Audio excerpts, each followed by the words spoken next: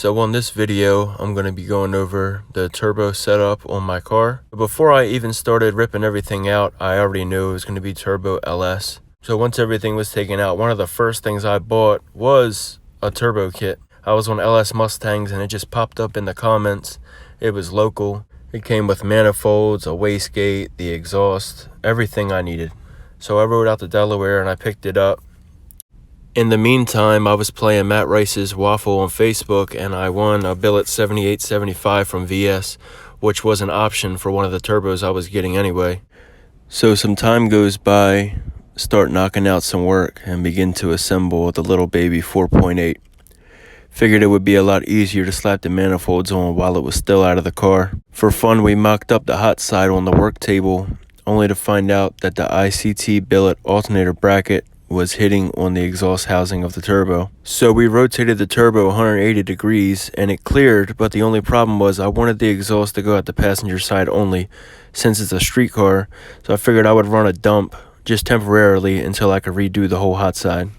So the progress continued, removed all the stock components up front like the K-member, the rack, the control arms, springs and struts, all that needed to go.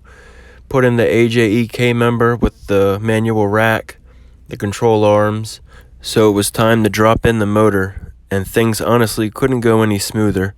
I started to think that this swap was going to be a lot easier than I thought. Now remember me saying this.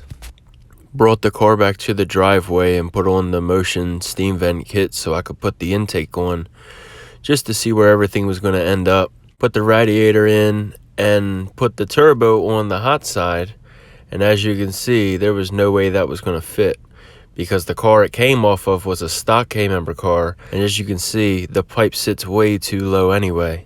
So I go on eBay and buy a T4 adapter with a swivel, and literally the only way the turbo would go is this right here. So I knew that wasn't going to work. So we loaded it up on the trailer, hit up Kyle, and headed to the garage. And I like this garage because this is what made me want to start a YouTube channel in the first place. And if you've been here since the beginning, you'll know all my videos took place here. So dropped it off and Kyle wasted no time starting to fab up everything. So then the momentum started to stop. As you can see, it's pretty tight against everything. The alternator bracket again, and the radiator. Like I said, it had to go out the passenger side. I was set on that. I wanted the turbo placement to be there for the air, and I wanted the exhaust to go out the passenger side. I didn't want it on the driver's side. So it's tight, but somehow in some way, he tweaked that first pipe to get it exactly where it needed to go. And it's still way too tight against everything, but it's manageable. So started on the other bank. That was the easy side. It's real tight up against the oil pan and the balancer how I wanted it. And there's no flex pipes at all. So we'll see how that does as time goes on. But all in all, I'm very happy with the finished product. I think I've mentioned this before, but this is the first time that he's done a full hot side on a V8. Added my VS wastegate in a pretty horrible location. Made some brackets to mount the VS 3-inch intercooler. Should have bought a 4-inch. Made some brackets on the bottom of the rad support as well. Just mocked up the cold side with some couplers. Eventually it'll be welded all together, but I think I'm going to space the intercooler out a little more. Took all the piping off and coated it to get rid of all that rust. I used DEI heat paint. I also used it on the turbo.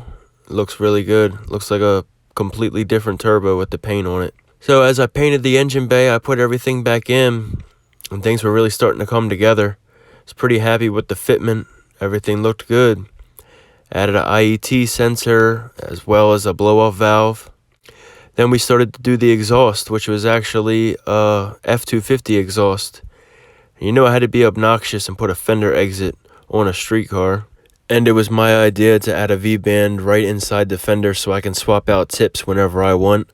I made a video going over this whole process. I'll link it at the top if you want to check that out.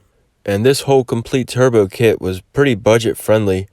All I bought was 2 U-bends from eBay for like $60, a Monkey Fab turbo flange, a 4-inch 90 for the bullhorn from Motion Raceworks, and some V-bands for the exhaust. Everything else was either used or left over from the $200 hot side that I had already bought.